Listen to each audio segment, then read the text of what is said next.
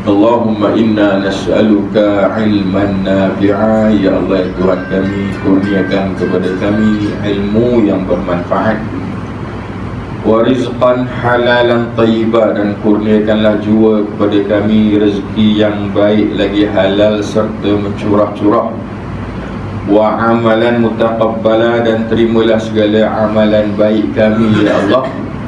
Mudah-mudahan kami layak masuk ke dalam syurga-Mu ya Allah. Amin ya rabbal alamin. Yang berusaha Tuan Haji, Pengerusi Majlis yang saya muliakan, Manajemen Kaunsil katanya Tuan Roshan, wakil daripada Persatuan Penduduk, Pengerusi Surau Ar-Rabitah bersama dengan ahli-ahli jawatan kuasa, hadirin dan hadirat, muslimin dan muslimat yang dirahmati Allah sekalian. Nampak gaya turut bersama dengan kita, alhamdulillah, pada pagi yang mulia ini. Ketua UMNO bahagian Ampang ada di belakang sana, Ketua Wanita UMNO bahagian Ampang ada bersama pasukannya. Mungkin ada juga di kalangan daripada parti-parti yang lain pun tak ada masalah. Kerana apabila kita masuk saja ke dalam surau ini, sudah pastinya satu perkataan yang datang, perkataan asalnya daripada sajadah, tempat sujud. Maknanya kepala kita itu sama taraf dengan kaki bila masuk ke dalam surau ataupun masjid. Kita buang sebarang ideologi, kita buang sebarang prinsipal dalam konteks dunia. Kita masuk ke dalam surau Ar-Rabitah yang penuh dengan aircon, kipas berpusing, macam-macam ada surau ni, komplit macam masjid dah ni. InsyaAllah dalam kita nak menghadirkan diri di pagi hening Ahad 23 Januari bersamaan dengan berapa Jamadil Akhir, soalan kuis yang pertama tu kat situ ada tulis, hari ini 30 Jamadil Awal 1443 Hijrah, maknanya besok masuk Jamadil Akhir, lepas Jamadil Akhir masuk Rejab, lepas Rejab Syaban, lepas Syaban Syawal, Ramadan. Maknanya dalam Facebook, dalam Twitter, dalam Instagram, dalam media sosial, 80 hari lagi Ramadan, 78 hari lagi Ramadan. Benda tu yang diviralkan. Tetapi apakah persediaan nak menghadapi Ramadan lagi tempoh 80 hari itu? Itulah sebenarnya persiapan yang kita nak buat. Tapi hari ini, tuan-tuan dan puan-puan dirahmati Allah sekalian, bukan kita nak bincangkan soal persiapan kita menjelang Ramadan, tetapi dalam konteks kehidupan kita seharian. Apatah lagi di kawasan kondominium Oak Cliff ni, berapa ratus pintu dia kata? 618 tak dapat tidak, maknanya hari-hari berjumpa. Kalau bukan di depan pintu rumah, maknanya di kawasan parking. Nak pergi kerja je mesti nampak, balik kerja je mesti nampak, pagi nak pergi pasar je mesti nampak. Tak dapat tidak di kawasan kepompong yang sama seperti sebuah kampung, bak kata pengungsi tadi. Maka sudah pasti hidup sesama kita di sini sudah pasti dalam keadaan jiran tetangga. Dalam konteks hari ini, tuan-tuan dan puan-puan, jiran kita anggap sebagai jiran. Adapun zaman dulu, zaman Nabi SAW dan para sahabat, mereka beranggapan bahawasanya jiran itu adalah saudara. Dua entiti yang berbeza, yang mana satunya betul-betul mengeratkan silaturahim atas dasar sesama Islam walaupun berlainan darah ataupun keturunan. Dan pada hari ini sekadar pintu sebelah, pintu depan, pintu belakang, tepi, atas, bawah dan sebagainya. Maka itu alhamdulillah hari ini satu tajuk yang cukup baik, yang mana dalam keadaan kita duduk dalam keadaan satu kepompong 600 pintu lebih, sudah pasti hari-hari berjumpa dengan jiran tetangga atas, bawah, kiri, kanan. Dan kita nak tahu dalam konteks ataupun dalam hukum syarak, apakah yang boleh kita guna pakai dalam kehidupan seharian untuk memuliakan, apatah lagi menghormati jiran. Kita kena faham, rambut sama hitam, hati belum tentu sama. Ada kalanya orang itu berfikiran A, Ada masanya jiran belah kanan berfikiran B, yang di atas kita berfikiran C, kan, yang di bawah anaknya berfikiran D, dan macam-macam. Maka itu pelbagai karenah, pelbagai ujian, pelbagai rintangan. Tapi inilah namanya masyarakat, hidup sebagai satu komuniti. Dan dalam hukum Islam itu sendiri ditegaskan bahawasanya rukun jiran tetangga ada. Dalam Quran Allah Ta'ala menyatakan sebanyak 6 kali, paling sikit, berkenaan dengan jari ataupun jarun bahasa Arab. Bahasa Melayunya jiran ataupun jiran ataupun tetangga. Itu dalam Quran. Nabi SAW sentiasa berjumpa dengan Jibril, boleh kata hampir setiap hari jumpa dengan Jibril, sehingga kan Nabi pun rasa runsing. Kejap lagi saya bagi tahu hadis dia. Kenapalah Jibril ini selalu menasihati aku sebelum meninggalkan aku setiap hari? Wahai Muhammad, wahai Rasulullah, wahai kekasih Allah, buat baik dengan jiran. Besok datang lagi, wahai kekasih Allah, buat baik dengan jiran. Walaupun datang hadis lain, walaupun datang wahyu lain, akhir kalam sebelumnya nak berpisah di antara mereka berdua, wahai Muhammad, hormati jiran, berbuat baik dengan jiran, hormati jiran. Ayat yang digunakan pakai yang sama. Sehingga kan Nabi SAW menyatakan bahawasanya aku rasa jiran ini seolah-olah boleh dapat harta faraid, layak dapat harta pusaka, kerana jiran ini sentiasa diingatkan oleh malaikat Jibril AS setiap hari, hampir setiap hari. Maka itu dalam nak bagi tahu kepada kita semua, jiran ini bukan satu perkara yang main-main. Kerana kalau kita hidup dalam hutan seorang-seorang, kita boleh berkawan dengan binatang-binatang, dengan pokok-pokok, susah kita nak berkawan. Tapi apabila kita hidup dalam keadaan kemasyarakatan suatu komuniti ini, sudah pasti tak dapat tidak untuk kita mengelak daripada hidup bermasyarakat, hidup bersama dengan orang lain dalam satu komuniti yang baik, insyaAllah. Saya dipahamkan Okhlis ni dalam keadaan terasing sedikit, dan saya dipahamkan orang Okhlis ni semua dalam keadaan baik, Alhamdulillah, Alhamdulillah. Syukur. Kita terus berdoa kepada Allah, semoga hati-hati mereka yang duduk di sini dalam keadaan sentiasa dijaga, dipelihara, kan, mendapat rahmat dan perkenan daripada Allah Subhanahu wa Ta'ala. Tuan-tuan, puan-puan dirahmati Allah sekalian, dalam satu kitab, saya rasa dalam surau ni tak ada kitab ni, Ashratus Sya'ah. Nama kitab tu Ashratus Sa'ah, karangan daripada Imam Syekh Yusuf Ibni Abdullah Ibni Yusuf Al-Wabi, orang Mesir. Gangguan sekarang Ustaz. Ya. Ustaz tolong alihkan kereta VN 4848, kereta Ferrari. Kereta apa tu? VN 4848. Dia tak tulis kereta apa. Saya beranggapan nombor cantik Ferrari.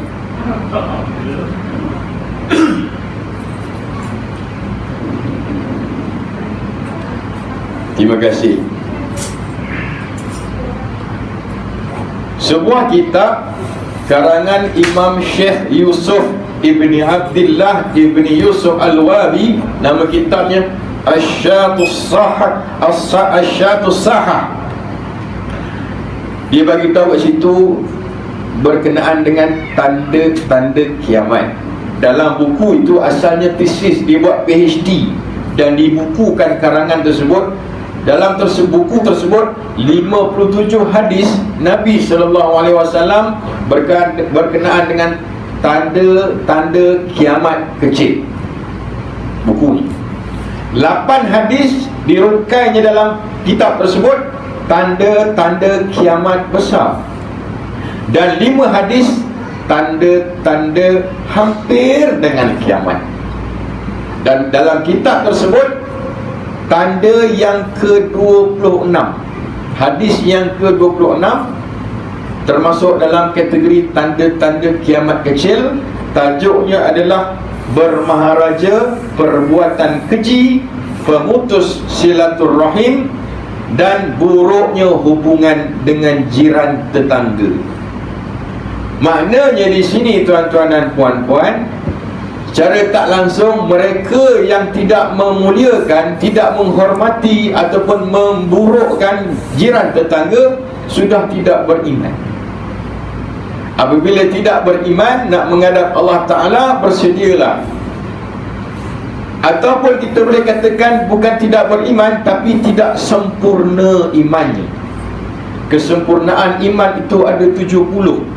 Kalau satu pun dah tak ada, maknanya kita ni seperti buih di lautan. Bila-bila masa, touch and go, kejap pergi, kejap hilang, kejap ada, kejap tak ada. Dan salah satunya adalah menghormati ataupun membuat buruk hubungan, tidak menjaga hubungan dengan jiran tetangga. Kita ada 600 lebih pintu di sini, belum masuk dekat bawah lagi dan sebagainya, belum masuk yang di kedai mama. Hari ini alumni group sekolah, berapa banyak sekolah daripada sekolah menengah, universiti dan sebagainya, satu grup dalam grup WhatsApp ni, satu grup. Kemudian kita ada grup kayuh basikal, kita ada grup jalan kaki pergi pasar jogging pagi-pagi, grup main futsal, grup main badminton, grup di tempat kerja, grup membawang, grup macam-macam. Tetapi apa yang dituntut dalam Islam bukannya grup yang dalam telefon ni, yang berada di kawasan rumah kita sekarang ni. Itu sebenarnya.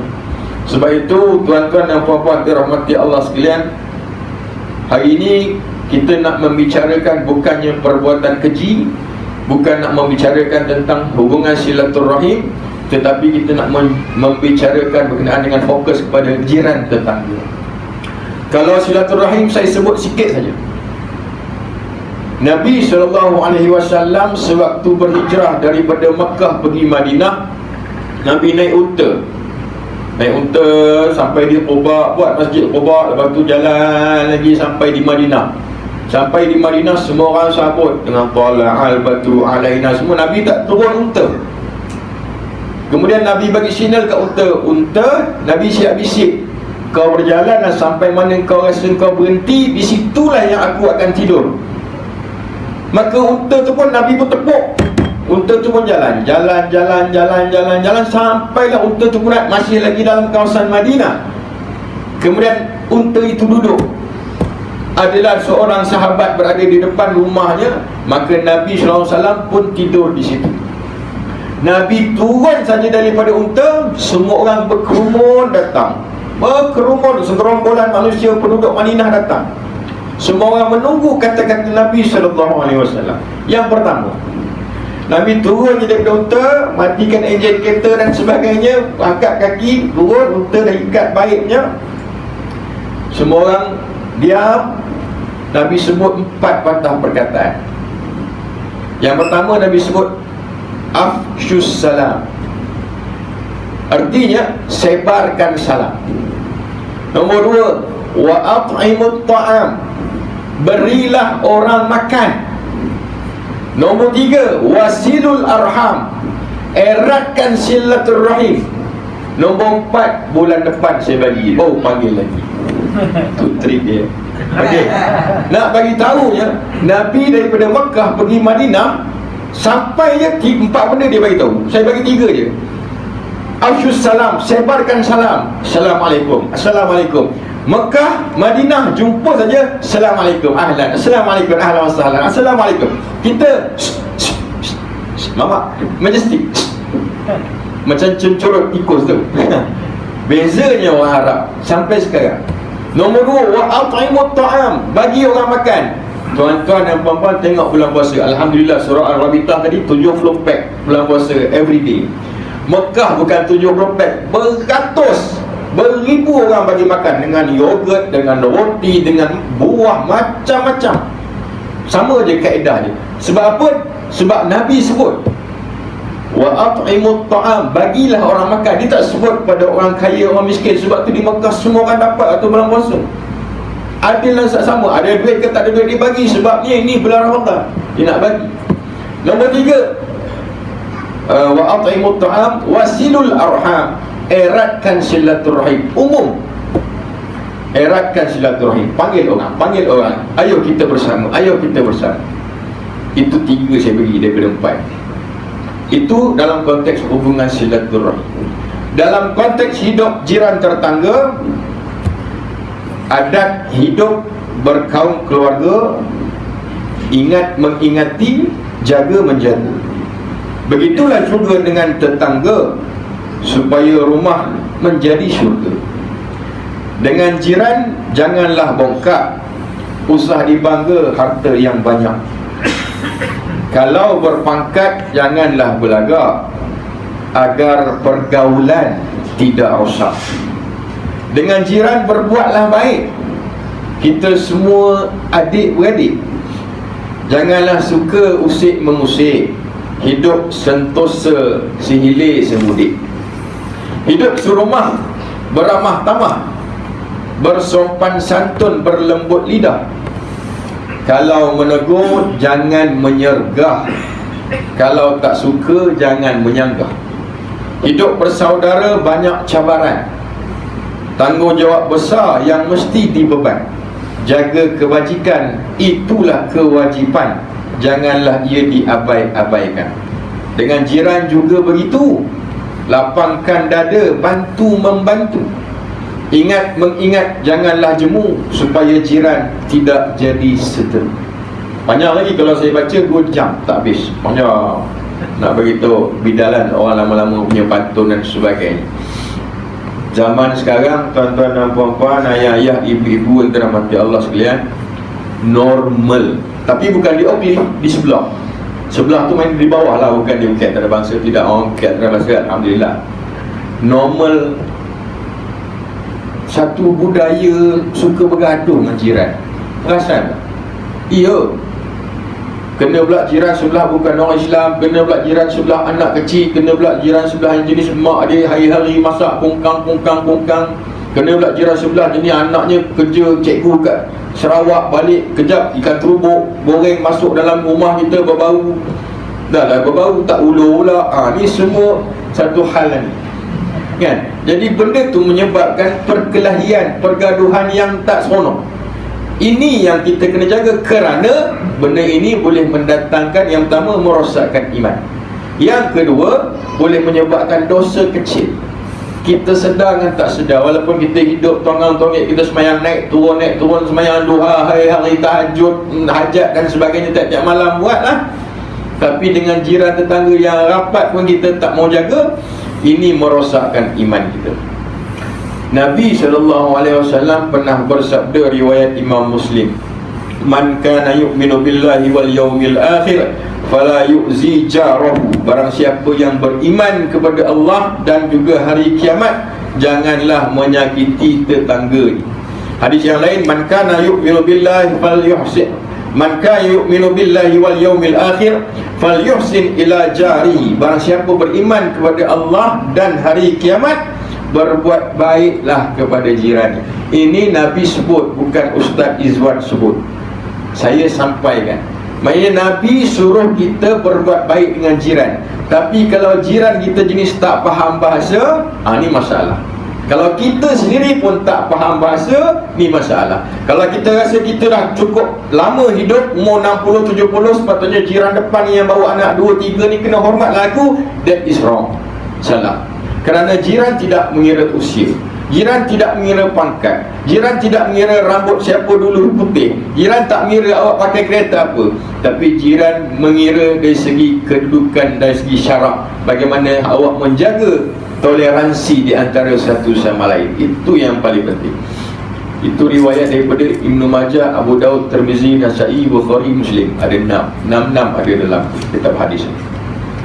Jangan kata kita saja, tuan-tuan dan puan-puan, Nabi SAW pun disuruh menjaga jiran. Sebagaimana yang saya sebutkan tadi, malaikat hari-hari bila menyampaikan wahyu, memberi wahyu kepada Nabi, baginda, sentiasa di akhir katanya mesti mengingatkan jiran. Nabi kata, "Mazala Jibril yusini jari." Aku ni kerap sangat Jibril pesan suruh jaga jiran. Hatta zanantu annahu sayyul wal risu. Sampai satu tahap aku fikir jiran ni boleh dapat harta pusaka ataupun harta faraid. Begitu rapatnya jiran. Saya nak tanya ibu-ibu lah. Ayah-ayah ni sendiri tak salah, ibu-ibu nampak pula. Besok mati, suami mati, siapa nak uruskan? Adakah saudara daripada kampung? No. Siapa yang dulu yang akan uruskan? Yang pertama sekali, confirm ibu-ibu akan datang cari surau ataupun masjid. Tok Imam, suami saya dah meninggal. Tok Imam pun nak tengok atas bawah. Okey, alright. Ni Tok Imam pun boleh tahan. Tengok atas bawah, okey. Rumah di mana? Di kondominium Oakley. Tingkat berapa, blok berapa? Okey, kami pergi. Saudara nak datang 3 jam belum tentu sampai. Kena pula daripada Terengganu, kena daripada Kedah 6 jam baru sampai. Maka itu siapa yang nak bertanggungjawab menguruskan jenazah? Jiran tetangga. Datang kat pintu, okey, bentang ini apa yang patut tutup dan sebagainya. Panggil orang masjid, tunggu kat tangga. Tinggal dia anak kecil, suami meninggal. Sama juga macam suami, kalau isteri meninggal, suami tak ada masalah, no problem, dia satu panggilan, orang suruh datang, orang masjid. Tapi kalau perempuan, ini sebenarnya penting. Hidup dalam keadaan jiran tetangga buat baik. Sebab apa? Sebab dalam keadaan apabila kita salah seorang meninggal dunia ataupun anak, siapa yang akan uruskan dalam keadaan segera kalau bukan jiran tetangga? Masya Allah. Baik, tuan-tuan dan puan-puan dirahmati Allah sekalian, nak bagi tahunya, jaga jiran ni adalah satu perkara yang sangat-sangat mustahab. Jangan main-main. Kerana jiran ni boleh menentukan kita ni baik ataupun kita ni tidak baik di hadapan Allah besok. Ada satu hadis Nabi SAW, saya terjemahkannya, sesiapa yang dikehendaki baik oleh Allah, maka jirannya akan menjadi saksi di hadapanku. Maknanya besok bila kita menghadap Allah Ta'ala pada Yaumal Mahsyar, nanti Allah Ta'ala akan panggil, mana jiran kau? Mana jiran kau? Allah Ta'ala tanya, dia ni macam mana? Dia ni macam mana? Oh, dia ni kalau masak dia akan bagi saya sikit. Kalau dia buat teh malam tu pukul 11 tu dia minum kat luar, sambil suami dia isap okok tu dia dah ajak minum sekali. Nampak? Dia ni orang yang baik, saksi di hadapan Allah. Makanya janganlah kita buat dono saja dengan jiran kita, kerana perkara ini boleh mendatangkan satu perkara yang tak baik, apatah lagi bila kita nak menghadap Allah Subhanahu wa taala. Daripada Sa'id Ibn Waqqas radhiyallahu an, arba'un minas sa'adah, 4 tanda hidup bahagia. Bukan suami isteri. Suami isteri nak tahu hidup bahagia tu tanya ustaz lain. Arba'un minas sa'adah, 4 tanda hidup bahagia. 1, al-mar'atu minas salihah, apabila suami mendapat isteri yang salihah, bahagialah hidup. Dia tak sebut sini isteri, tapi dia sebut isteri saja. Maknanya faham. Maknanya isteri yang pertama tu, kalau seorang isteri, alhamdulillah. Kalau ramai tu yang pertama tu salihah, itulah dia tanda bahagia. Maka itu ayah-ayah, walaupun kita beli beras, tapi mereka yang menentukan kebahagiaan kita. Kena ingat tu, subhanallah. Yang nombor 2, wal maskanu wasi', dapat rumah besar. 2 tanda. Yang pertama, isteri yang soleh, tanda rumah kita bahagia. Yang kedua, dapat rumah besar, tanda hidup kita bahagia. Yang ketiga, wal jarus salih, dapat jiran tetangga yang baik, tanda hidup kita bahagia. Dan yang keempat, wal markamu hani, dapat kenderaan yang elok. Maknanya bukan kita beli kereta ni suka-suka, bukan kita nak menunjuk ke orang kadang-kadang kereta baru ni, tetapi ini tuntutan syarak. Kereta-kereta kancil, turbo ataupun Viva ke, Wajah ke apa sekalipun, turbo, exhaust baik, besinya, buluh ke apa dan sebagainya, jom kita pergi naik Genting Highland. Sorry lah, kereta I memang tak boleh lah. Kereta I senggut-senggut, tersenggut-senggut, naik je nak sampai terowong Genting dulu, turun sendiri balik. Itu tak dituntut oleh syarak. Syarak kata, ni sebut hadis, wal markamu hani, dan dapat kenderaan yang elok. Maknanya apabila kenderaan yang elok, tandanya Allah merestui, Allah memberi rahmat kepada si fulan bin si fulan atau keluarganya, maka itulah tanda hidupnya bahagia. Bukan suka-suka kita nak beli Velfire ke dan sebagainya. Itu duit banyak tak apalah, satu hal. Nak pastikan kereta dalam keadaan yang cukup integriti dia. Itu maksud dia. cukup integriti dia. Macam tadi VN 4848, cukup integriti dia. Tak silap saya HRV ke CRV tu, kalau tak silap. Ya cikgu ya? Ya. Kalau tak silap saya, cukup. Sama juga macam orang lain, kita ada Mercedes, kita ada itu dan sebagainya. Bukan kita nak menunjuk pada jiran, tapi ini hadis Nabi SAW. Selain daripada mendapat isteri yang solehah, rumah yang besar. Tuan-tuan bayangkan, ibu-ibu bayangkan kalau ruang tamu you punya living hall you besar surau ni. Tak selesa nak tidur sana, boleh nak buat kemah situ, nak barbecue tepi tu boleh, semua boleh. Seronok, bahagia. Sebab tu orang kaya-kaya, orang besar-besar suka rumah besar. Sebab dia rasa tenang, aman. Nampak? Kita apa yang ada 200 square feet pun dah besar, alhamdulillah bagi kita. Kan? So apa yang ada bersyukur. Itu kita rasa kita dah cukup berkemampuan, alhamdulillah. Tetapi sebaliknya, mar'atus suk, dapat isteri yang jahat, wal jari suk, dapat jiran yang jahat, wal markamus suk, dapat kereta yang rosak, tak ada integriti punya kereta, wal maskanu baik, dapat rumah yang sempit. Rumah yang sempit ni subjektif, berdasarkan kepada kemampuan individu. Dia kerja mungkin gaji 1,000 lebih, laki bini, suami isteri 1,000 lebih, seorang office boy, seorang bawa food panda. Kita tak tahu, ramai di bawah sana anak-anak muda dapat beli rumah flat, rumah 660 square feet. Puan gaji 5,000, 7,8,000, kita boleh beli harga 7,8,000 punya rumah, cukup. Dapat 2,000 square feet, 1,400 square feet, alhamdulillah. Nak cukup besar lagi, jadilah menteri, confirm dia rumahnya besar, Masya Allah. Imam Baihaqi dalam kitabnya Cabang Iman, dia kata iman ini ada 70 cabang, 70 ranting lah cabang iman. Dan nak mendapatkan kesempurnaan iman, kena lengkapkan ke-70 semua sekali. Satu tak lengkap, maknanya ada something wrong hati kita, nak jadikan kita tu sempurna je iman. Nombor 67 dalam kitab itu, berbuat baik kepada jiran. Tapi kalau dengan jiran tetangga kita ada prasangka buruk, ada dengki, ada hasad, ada iri hati, maknanya ada something wrong dengan hati kita. Iman kita tu masih lagi kurang, tidak sesuci seperti yang baru dilahirkan. Orang Arab dia guna perkataan hasad. Hasad ni memang ada dalam Quran, memang ada dalam hadis, hasad. Orang Melayu dia hebat, dia guna dua-dua. Dengki pun dia guna, hasad pun dia guna. Dalam tu dia combine dua-dua. Punya teruknya orang Melayu, hasad, dengki. Ni perangai orang Melayu. Dia kalau kutuk, dia kutuknya betul-betul. Kan? Kalau dia mengata, dia kata tengok tu makcik kau tu bukan main lagi pakai lipstick tak. Sudah-sudah dah tua dah, kubur kata mari, nampak dia kutuknya. Bersungguh dia kutuk. Hasad, dengki. Sedangkan makcik tu tak ada apa pun, makcik saudara dia pun. Kan? Nak bagi tahu. Maka itu tuan-tuan dan puan-puan dirahmati Allah sekalian, jangan bergaduh dengan jiran, jangan berkelahi dengan jiran. Tak beriman ataupun tidak sempurna iman kita sekiranya kita berbalah dengan jiran. Dalam Islam diajar kaedah beli rumah. Ini ramai tak tahu. Kita nak beli rumah ni, kita tengok soft launching tak, contohnya Eco Hill Semenyih ke, ataupun kondominium MCT ke mana ke, contoh lah. Ataupun yang baru kat mana-mana lah kita nak beli rumah, yang baru-baru launching lah, ataupun yang lama pun tak kisahlah. Dalam Islam diajar kaedah macam mana beli rumah.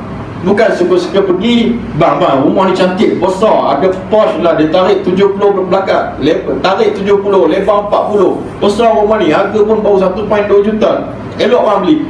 Bukan begitu. Bukan disebabkan duit yang ada dalam poket, tapi kaedah yang Nabi SAW ajar nak beli rumah, bagi tahu ke anak, al-jar qabla dar. Nabi sebut al-jar qabla dar. Sebelum beli rumah, benda pertama sekali tengok jiran. Bawa anak kita yang besar kerja, pergi tengok tempat mana nak beli rumah. Pernah tak kita tanya, ini rumah siapa punya pemaju, ini berapa buka, Kan? Dia akan tanya ini semua, ini dan sebagainya. Kita tengok simpang dia kat mana, sekolah ada tak, apa facilities yang ada, infra yang ada dan sebagainya. Pernah tak kita beli rumah, kita tanya ini sebelah siapa beli, ini sebelah kanan siapa beli? Pernah tanya? Tak ada. Tak ada, kita tak tanya. Kita tanya ini macam mana dia punya security, berapa bulan-bulan maintenance sebelum kita mau bayar. Itu yang kita tanya. Kita tak tanya pun atas saya siapa duduk, India kah, Melayu kah, Cina kah, sebelah siapa duduk. Oh sebelah ini Tok Bomo punya, dukun punya, baik punya, yang tak meninggal kita. Sebelah siapa duduk? Ini orang India punya, hari-hari pergi kerja, balik kerja, public bank punya kerja. Oh depan siapa duduk? Ini Amoy satu orang punya, ada bini kita tepuk lagi pula, ada Amoy seorang, kacau. Nampak? Jadi Nabi SAW sendiri dah bagi tahu, nak beli rumah ataupun nak sewa lah, al-jar qabla dar. Sebelum beli, sebelum sewa, nombor satu, tengok jiran. Harga tu boleh runding, tengok poket, tak ada masalah. Tengok jiran. Bukan tengok fasiliti dekat dengan LRT. Ni pun jauh daripada LRT. Bas pun tak ada masuk, sekolah pun tak ada, terbesar je daripada sini pun tak ada apa juga, sama je. Allahumma salli ala sayyidina Muhammad. Kenapa Nabi cakap begitu? Kerana jiran ini menentukan sama ada kita dan keluarga di dalam rumah tersebut hidup dalam keadaan dapat rahmat ataupun tidak. Kena pegang elok-elok. Kalau dalam keadaan komuniti kita, kiri, kanan, atas, bawah, depan, belakang, contoh duduk dekat kondo kan, atas ada, bawah ada, Cina, India, bukan orang Islam, is okay. Sebab memang ada dalam konteks Islam jiran kita, cuma hak-haknya. Kejap lagi saya cerita hak-hak berjiran dengan orang bukan non-Muslim, tak ada masalah. Tapi kalau orang yang Islam, orang yang seagama dengan kita, sebangsa dengan kita, apatah lagi, tetapi tidak menggunakan hak jiran tetangga. Orang kata nak berbaik-baik, ambil tak kisah dia keluar pagi kerja, balik malam, keluar kerja, balik malam, Sabtu Ahad pun tak hilang, tak ke mana dia balik kampung, langsung tak nampak betul hidung. Tahu-tahu bau makanan saja dia masak sebelah. Ini masalah besar. Something wrong. Ada masalah, sama ada dia bermasalah, kita pun bermasalah yang kita tak tahu. Ini adalah tanda rahmat, tanda berkat yang Allah Ta'ala nak bagi. Jadi kena jaga elok-elok, sama ada jiran kita itu kita perhati ataupun tak perhati, jaga hubungan ataupun tidak jaga hubungan. Nabi SAW di dalam sebuah hadis mengajar satu doa supaya kita tidak merosakkan hubungan kita dengan jiran. Nabi ajar satu doa. Nak masuk rumah, kalau tiap kali balik kerja ataupun travel jauh-jauh balik kampung dan sebagainya, 2-3 hari tinggal rumah, balik rumah baca doa. Tulis ya, ataupun rakam tak apa, pendek je doa dia. Ta'awazu billah min jari sawi waddari muqam. Nabi sebut itu je, saya ulang balik. Ta'awazu billah min jari sawi waddari muqam. Aku mohon kepada Allah agar dijauhkan daripada jiran yang tak molek. Itu saja doa. Maknanya tiap kali balik rumah nampak pintu jiran, baca doa. Tiap kali nak keluar ni, nak terserempak dengan pintu rumah jiran tu, depan ke kanan kiri, ataupun terserempak dengan lift je, baca je doa. Itu yang Nabi ajar, bukan saya ajar. Saya menyampaikan apa yang ada dalam hadis Nabi SAW. Tuan-tuan dengan ibu-ibu yang dirahmati Allah sekalian, jangan kata rumah. Kita naik flight lah, ambil contoh naik flight lah, kita pergi terbang, pergi Mekah aja. Kita pergi Mekah lah, 6 hours, 7 hours, 8 hours kita flight, naik Jordan, Royal Jordanian naik. Jiran sebelah tempat duduk kita ni jenis perempuan, okey satu hal lah, perempuan kita lelaki ataupun lelaki, sebelah ni perempuan jenis membebel je, lepas tu makan kuaci tak berhenti, cocak. Lepas tu kawan dia pula duduk sana pula, hello, cocaknya bukan cakap Cina lah, saya nak bagi contoh lah yang Cina Muslim, cocak makan dah kita dah sebelah nak tidur pun tak boleh. Itu dalam kapal terbang. Cuba bayangkan di rumah, kita anggap analogi konsepnya begitu. Kalau di atas kalau terbang pun kita dah dalam keadaan tenang. Nak tidur 4-5 jam, nak buka baca Quran sementara nak sampai kan dekat airport Queen Alia Airport dekat Jordan sebelum nak sampai ke Mekah ke Madinah ke. Maknanya kita nak dalam keadaan tenang. Sama juga di rumah tuan-tuan sekalian. Kita nak dalam keadaan tak nak bising-bising, tak nak kacau bilau, tak nak anak kecil lari kongkang sana kongkang sini, tak nak bunyi kongkang macam dia pula ada restoran seorang-seorang, orang lain tak ada restoran, ada dia seorang ada dapur. Tak boleh. Maka itu dia tidak menghormati jiran. Benda ini yang orang sekarang tak ada dan tak tahu. Ini masalah manusia akhir zaman. Dia tak ambil kisah pun. Apatah lagi berada dalam keadaan kondominium, apartmen, flat lagi pula. Rumah teres, rumah semi-D, rumah banglo tu lain cerita. Contoh rumah semi-D ataupun rumah teres lah, teres 2 tingkat. Tuan-tuan dan puan-puan sekalian, bukan suka-suka hati tau nak naikkan dinding belakang tu. Naik extend, cantik extend, hantar pelan dekat majlis Bandaraan Panjaya, kemudian naik suka-suka hati. Dosa tau. Jangan main-main. Extend cantik. Saya ahli majlis cantik, saya pun kena naik 3 tingkat. Suka-suka hati. Berdosa. Jangan main-main. Bukan saya cakap, Nabi cakap. Yang nyampaikan Abu Hurairah cakap. Jangan main-main. Sebab apa? Sebab menghalang udara angin keluar masuk rumah sebelah. Dosa. Jangan suka-suka hati nak extend. Tanya jiran, bos, saya nak extend sikit lah sebab anak kecil berlari-lari susah, tak ada dapur basah, dapur kering, tak ada. Saya nak extend sikit lah, nak sidai. Sebab anak perempuan dah besar, nak sidai baju, malu setiap kali nak keluar pakai ban dan sebagainya. Jadi saya nak extend, saya nak tutup habis lah. Tapi bahagian rumah bos di kanan ni, yang belah sini ni saya cat lah. Saya simen elok-elok. Okey, beres. Baru boleh. Bukan kata submit pelan saja. Dah lah tak submit.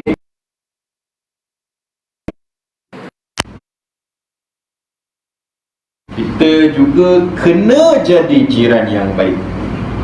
Jiran kita sebelah, kita duk kata ke dia, alah dia ni macam ni, dia ni macam ni, atas, depan macam ni, belakang macam ni. Kita, orang beranggapan bagaimana kita ni, jiran kita ni adalah seorang jiran yang baik ataupun tidak. Ini sebenarnya sebab dalam Quran Allah Ta'ala merekodkan beberapa ayat, antaranya dalam surah An-Nisa. Buka balik buku Quran, surah An-Nisa ayat 36 kalau tak silap. Kalau tak silap saya ayat yang ke-36. Dia bagi tahu, nanti saya buka. Ingat jangan lupa juga. Wa'budullah wa la tusyriku bihi syai'a. Dan hendaklah kamu beribadat kepada Allah dan janganlah kamu sekutukan dia Allah dengan apa jua sesuatu. Wa bil walidaini ihsana. Dan berbuat baiklah kamu kepada kedua ibu bapa. Satu, ibu bapa. Wa bizil qurba. Dan kepada kaum kerabat saudara mara. Wal yatama, kepada anak yatim. Wal masakin, kepada orang miskin. Wal jari dzil qurba, dan jiran di kalangan saudara kamu. Ini dalam Quran sebut. Dan jiran di kalangan saudara kamu. Wal jaril junbi, dan jiran di kalangan rumah kamu. Dalam Quran sebut. Panjang lagi lah.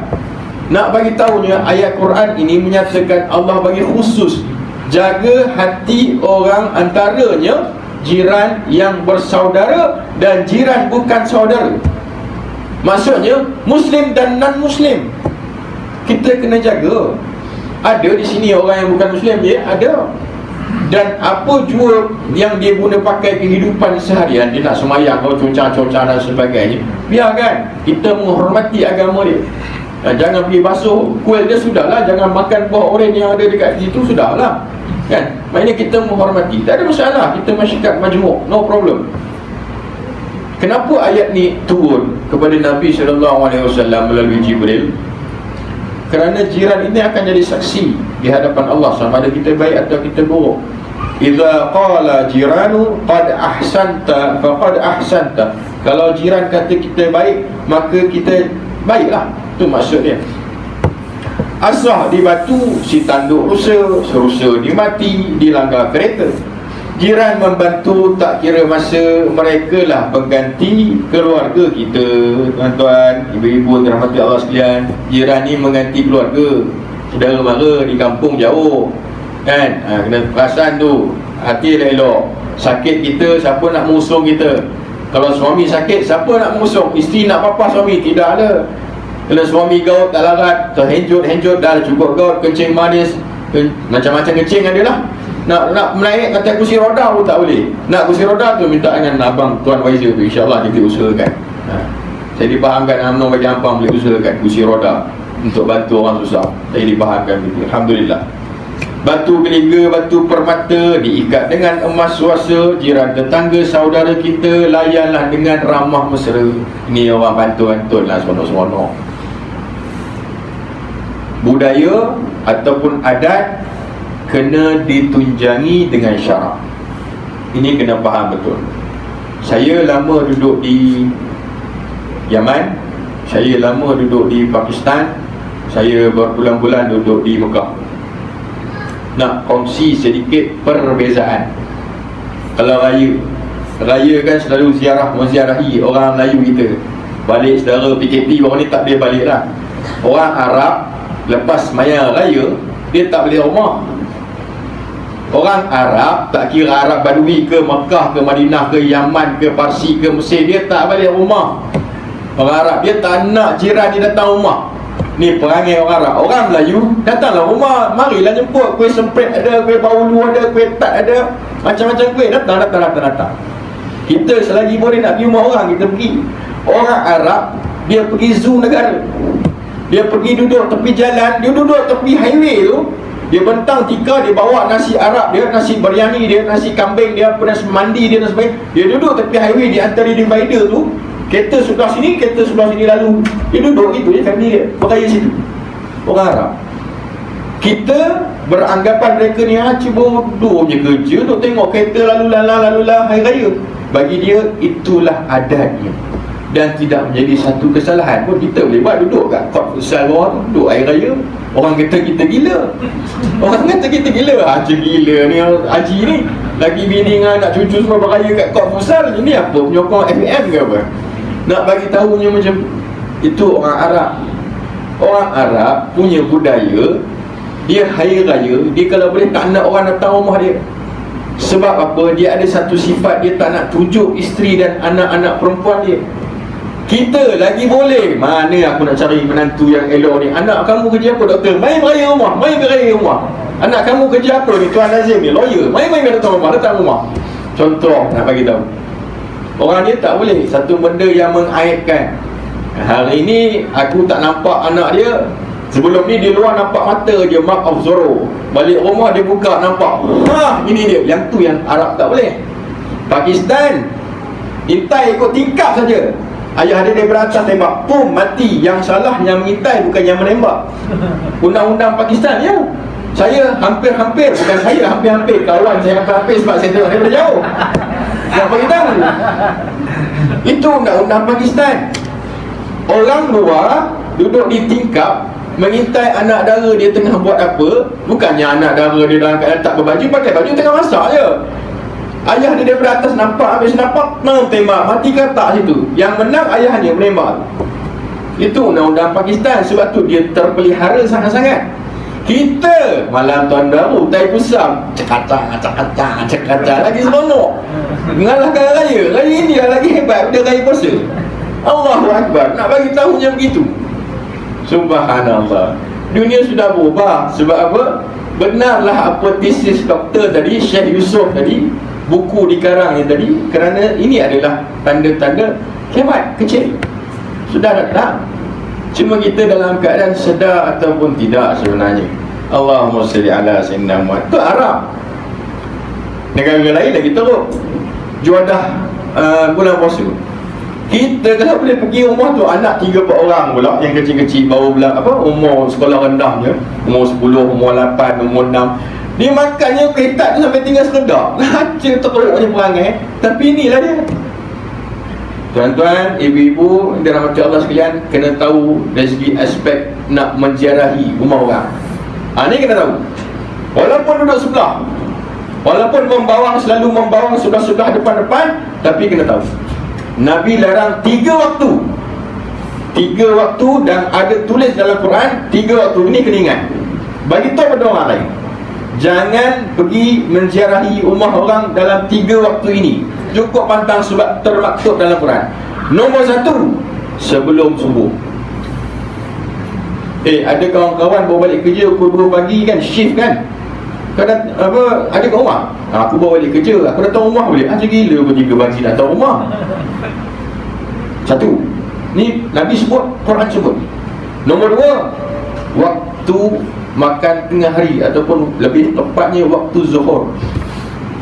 Diulas dalam tafsir Qurtubi, tafsir Nasafi, tafsir, ada satu lagi, tafsir jalan lain tak silap saya. No, tafsir Nasafi, tafsir Qurtubi. Kenapa tidak boleh waktu zuhur? Kerana pada waktu zuhur kebiasaannya mereka membuka baju, nak makan bersama keluarga, baru balik daripada menziarahi orang lain, penat dan sebagainya, nak salin baju, nak sembahyang zuhur, nak mandi dan sebagainya pada waktu itu. Jadi jangan pergi waktu zuhur. Dan waktu nombor 3, jangan pergi, yang ni banyak, jangan pergi lepas isyak. Lepas isyak jangan pergi. Ada dalam Quran. Kita mana lepas isyak aku datang rumah. Sebab tu ibu-ibu jangan marah orang lelaki lepas isyak, majestic. Kita jumpa di kedai mamak. Betul tu Haji Nur kan? Itu cara dia. Sebab kami mengikut sunnah Nabi. Itu cara kaedah dia. Jangan datang rumah orang lepas isyak, waktu zuhur, sebelum subuh. 3 ni.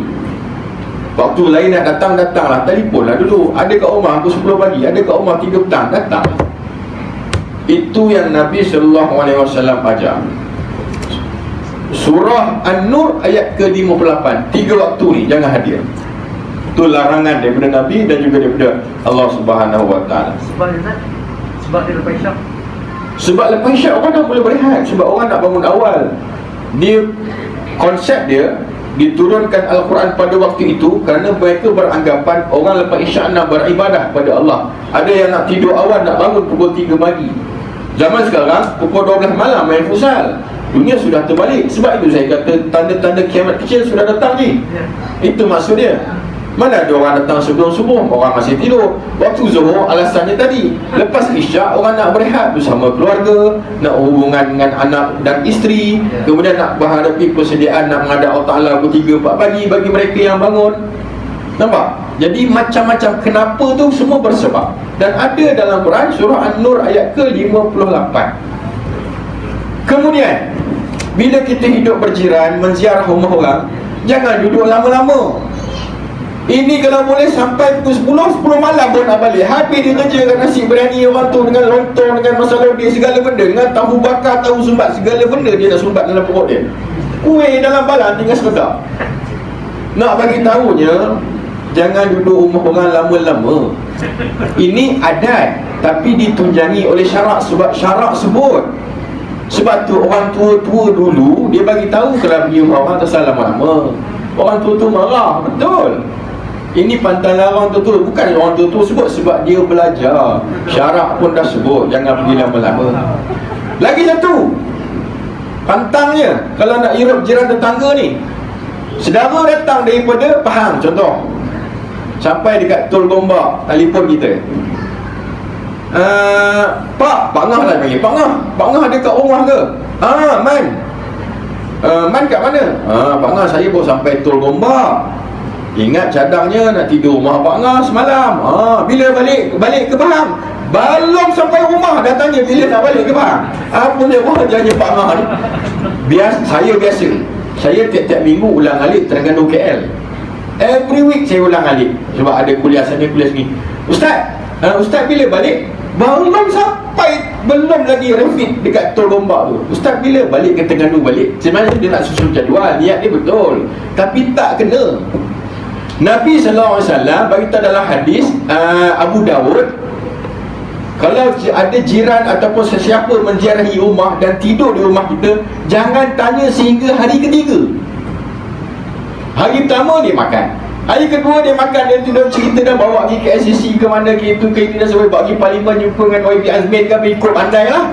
Hari ketiga, sebenarnya kamu nak apa datang sini? Baru betul. Itu Nabi ajar. Bukannya kita suka-suka, tak. Sebab tu ibu-ibu, tuan-tuan dirahmati Allah sekalian, Arab, kalau kita Assalamualaikum, selamat datang, Arab tak. Assalamualaikum, ahlan, ahlan wa sahlan.